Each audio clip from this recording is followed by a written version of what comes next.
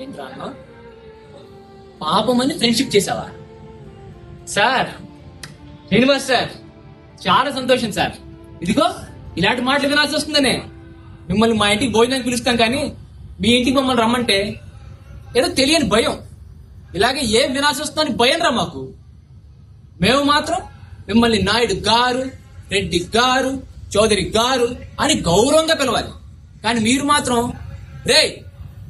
Race ఇటు రారా అని ఏదో యజమానులు గదుపుతారు.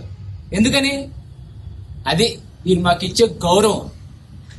ఎవరైనా గొడవ పెట్టుకుంటున్నారనుకో, యానాదోళ్ళ భాష ఏంట్రా అంటారు. అంటే మీరు గొడవ పెట్టుకోరా, మీలో మీరు బూతులు మాడుకోరా? అది మీరు మాకు ఇచ్చే గౌరవం.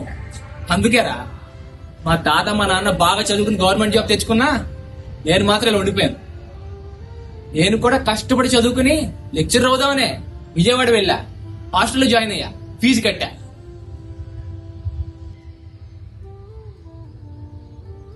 కేవలం కులం కారణంగానే పక్కన కూర్చొనివ్వలేదు, కలిసి భోజనం చేయలేదు, కనీసం మంచం మీద పడుకోనివ్వలేదు.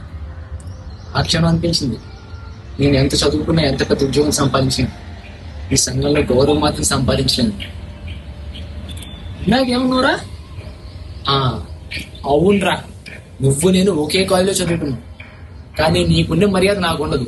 ఎందుకనరా? అవునరా, నీకు నాకు పాఠం చెప్పిన మాస్టర్ ఒకడే, కానీ నిన్ను మాత్రం శ్రీనివాస్ అని పిలిచి అదే మాస్టరు నన్ను మాత్రం రేయసు అని పిలిచేవాడు. ఎందుకనరా? అవునరా, నీకు నాకుండేవి 24 గంటలే, కానీ ఆ 24 గంటలు నువ్వు ఏం అవుదామని ఆలోచిస్తుంటే నేను మాత్రం ప్రతి క్షణం ఎలా గడుస్తుందా అని ఆలోచించే వెర్రివాడనరా. ఎవరైనా మీరు ఏమిట్లు అని అడిగితే దర్జాగా చెప్పుకుంటావే, కానీ నేను మాత్రం నిజం చెప్తే ఏమవుతుందో అని మొహం చాటేసి విసిగి వేషారిపోయి అలసిపోయిన బ్రతుకుడు రా మావి.